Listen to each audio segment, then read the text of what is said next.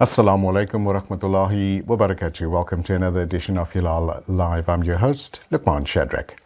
On today's episode of Hilal Live, we talk about the very real effects of narcissistic abuse and also look at our own human internal guidance systems and the external support systems and how these impact victims and survivors of abuse.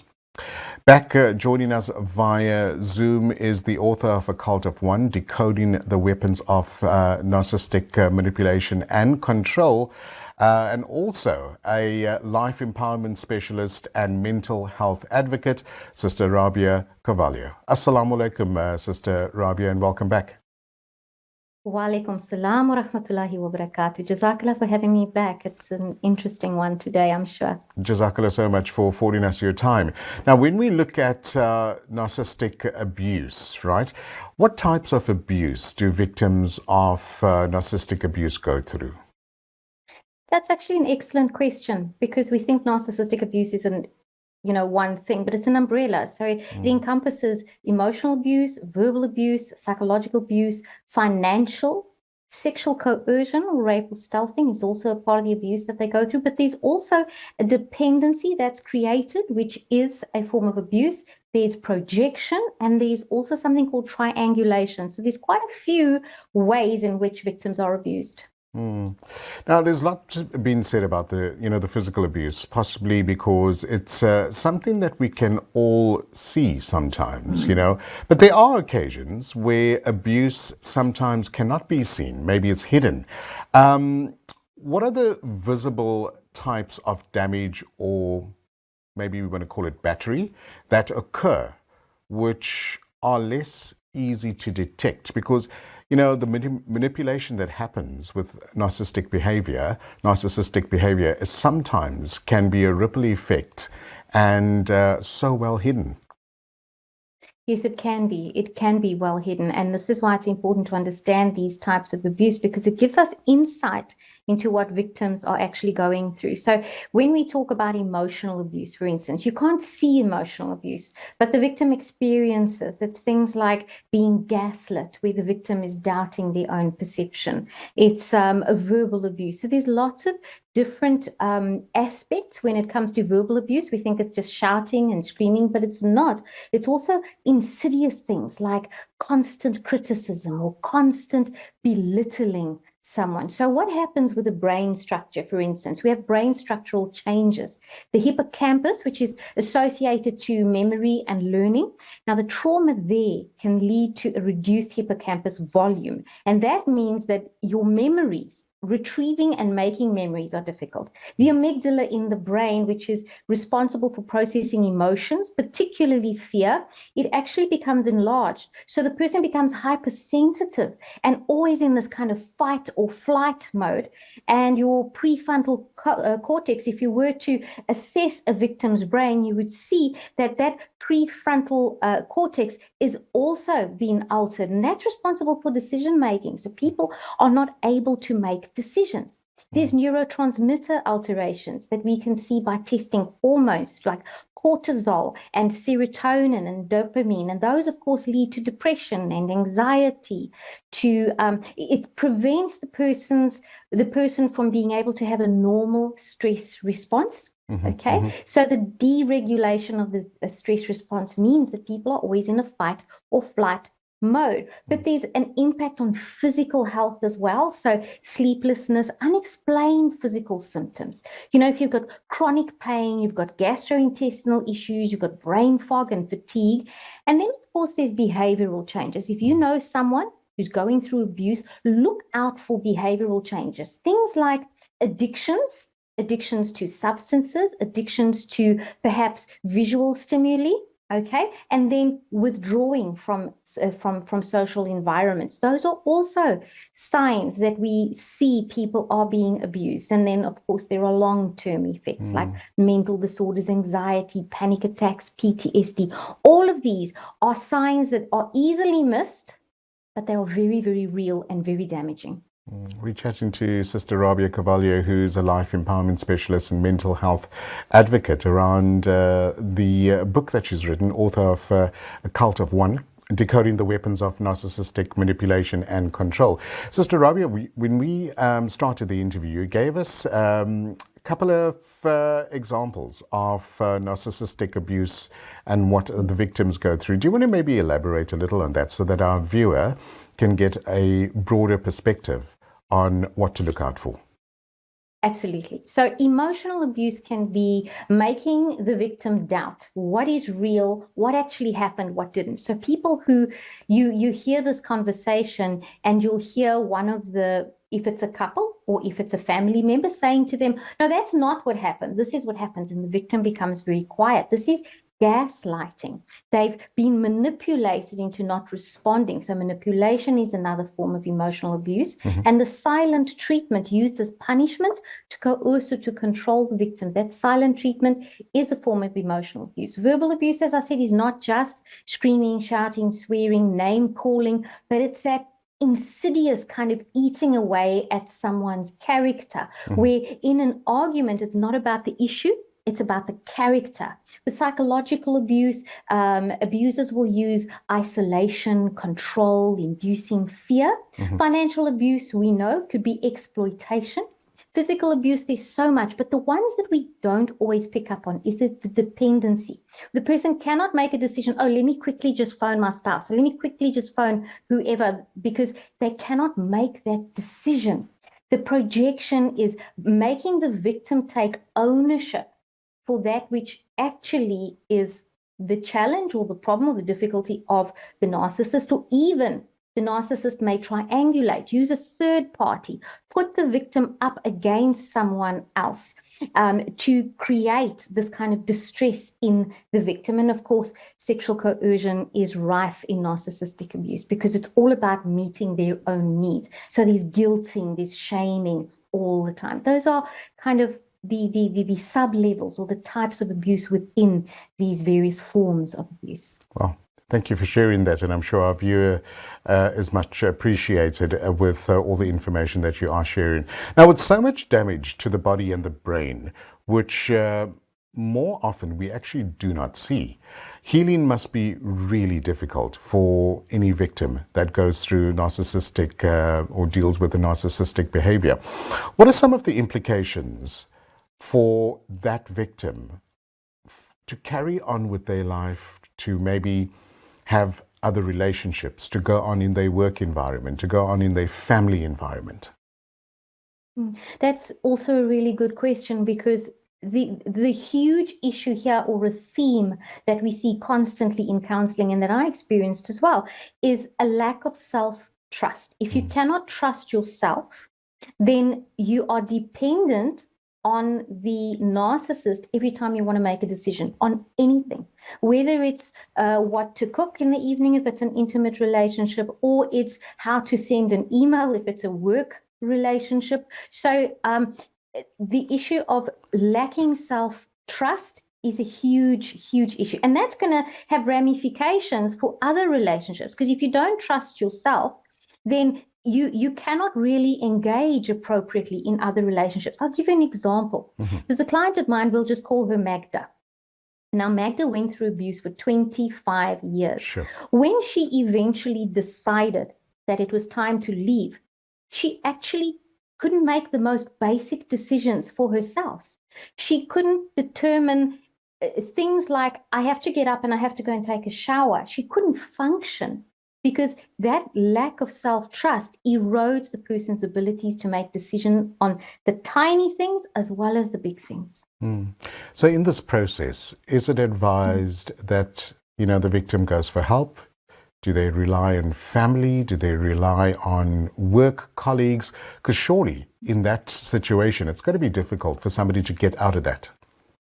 Absolutely it is. And the thing is that people often don't trust others, because if you don't trust yourself, you can't even decide who to go to. Even that decision is a problem. So if there's someone listening that can relate to this, one of the viewers is listening to this and saying, I can relate to this. My advice always is start with a journal. Start to diarize things so that you find in that sufficient evidence of what you're going through to break the silence, because breaking the silence is very difficult. So you break the silence with yourself, first by writing it down. You can refer back to it and then choosing someone trustworthy, being careful of flying monkeys. The narcissist has all these other support. For sure. So absolutely. If you cannot identify anybody, then opt for someone who is a professional, like a counselor, like a therapist, that you can just tell your story. And a good one to do is to say, if the abuser is a spouse, to say, I need to fix myself. There's so many problems with me. And use that to leverage, because the narcissist will say, oh, fantastic, to leverage your the possibility of getting help. And once you're in that session, then you can begin to tell your story and break your silence. Which has into author of A Cult of One, Decoding the Weapons of Narcissistic Manipulation and Control. We're going to take a short break. When we come back, we continue with this very thought-provoking interview. For Hilal TV, I'm Lukman Shadrack. Assalamu alaikum, welcome back to Hilal Live. Thanks for joining us on Channel 347. In today's edition, we chat to life empowerment specialist and mental health advocate, Sister Rabia Carvalho, who joins us via Zoom. Rabia, jazakallah so much for joining us on the show and giving us valuable insight. Jazakallah for having me. Now, Rabia, let's face it, it's hard to know what to say when we don't always have all the facts when it comes to narcissistic behavior. Do victims that are exposed to narcissists and their abuse, do they typically just wake up one day and say, you know what, I've had enough? I'd like to now, move on with my life. I'd like to start, refresh, and just get over, what happened? Or do they tend to stay a little longer because of unsurety, because of not enough information? They can stay for many years in my own situation as well. So victims stay for many years because our own brain tricks us into believing that staying is the right thing to do. Then you may have members of the community saying, just be patient. You may have additional kind of religious guilt. You may have threats from the narcissist, where you're always living in fear. You never really know when the abuse is going to escalate to the point of physical violence. But more than that, all the victims, there's something that I hear from all the victims, is that despite what they go through, they don't want to disappoint the abuser because they've taken ownership for the emotional and mental well-being of the abuser. So I always say to them, while you are looking after them and they are looking after them, who is choosing you? Very good question. Very good question. It is. So they do tend to stay, and waking up is more of a gradual process. And when normally people come to counseling, it's because they're confused, they're losing their memory. It's because of the symptoms until we identify the root cause and they start to tell their story and they begin to keep a journal and they're like, oh no, how did I not see this? Because our own brain is filtering out those auditory impulses, those visual inputs to confirm the bias in us that we are there, we exist to serve and to love and accept everything from the narcissist, even if that's just a friend or an employer. It's a bit of a Stockholm syndrome to a large degree, because people get so used to that environment that they tend to take on what the abuser is reluctantly trying to impose on them, but they reluctantly take it on, not knowing it becomes part of their everyday life. You hit the nail on the head. It begins off, it starts off as something that they're reluctant to do, but it's classical conditioning. It's that same Pavlovian setup. A dog is fed food and the bell is rung every single time. Eventually the dog hears the bell and he salivates even though there's no food. Gotcha. So we become accustomed to it, and our instinct, our brain neural pathways are literally rewritten, which is why in the beginning I went through what we can see in the brain and from a hormonal perspective. Robbie, with so much damage being done in some instances to the body, in some instances to the brain, which we really do not see at times. I mean, internal injury, there's no way we can know what's going on. But healing must be really, really difficult. I mean, It has to be a condition and a will or willingness to go through that healing process as well. What are some of the implications for future relationships? We covered it briefly before, but I want to reiterate, because the healing process for someone to go through years and years of abuse can take a long time. Spot on again. You know, it's like when you pick up weight, for instance, it happens gradually. When you fall into abuse, it happens gradually. It's a step by step. It's a rewiring, it's a reprogramming, and there are very real physiological issues. So sometimes you find that victims are dealing with the physical fallouts, the lack of sleep, the lack of memory, the weight gain or weight loss, even things like, you know, the eyesight starts to go. And from an energy healing perspective, we say it's almost as if you don't want to see, you don't want to hear. So people begin to exhibit eye issues and ear issues because their brain is telling them you don't want to see the truth. So healing is not linear. There are times when you feel, okay, I'm having a good day today. And then there are times when everything comes crashing over you. And that trauma bond, that bond that is created through that cycle of abuse, of love bombing and then abuse, love bombing and abuse, is very difficult to break. But the truth really does set people free, which is why it's so important in talk therapy to begin to tell the story, to dive deep so that people can see what they went through and go back and say, my goodness, that actually did happen. And it can take many years. For the ramifications you said of the external relationships, you may find that social isolation. People don't want to make friends. They don't want to reach out to family or attend family functions or events or perhaps go to eat. They kind of pull away. So if you see someone pulling away, sit with them. You don't need to know what the right thing is to say. You just need to be able to listen and not judge. You know, we're talking about these topics, and to a large degree, some of our very, you know, challenged communities go through the very similar thing that everyone else goes through. We've given it a name, we've given it a topic, we've given it a source of how to draw, you know, how to get the situation right to a large degree. But not everybody is as fortunate to go to a counselor or to go to a therapist. In the poorest of poorest communities, this also happens. What advice do you have on how to handle the situation? They may go to a clinic, they may go to a hospital, but not all the help will be given to them.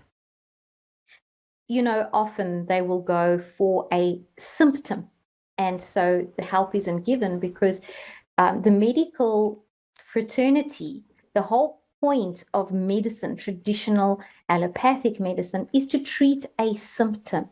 And unless someone has a doctor that they regularly go to that's going to pick up a pattern, that often falls by the wayside. So you're right, in these communities out there, it's very difficult for people to become aware, which is where programs like the one you're doing now become so important. And from an Islamic perspective, if we consider the very first instruction given to the Prophet Muhammad, peace be upon him, was to read, to recite. And so people out there, you've got to begin to educate yourself. There's a plethora of information out there. There's the book, of course, you could get the book. There are courses. I am running a course in mid-February as well.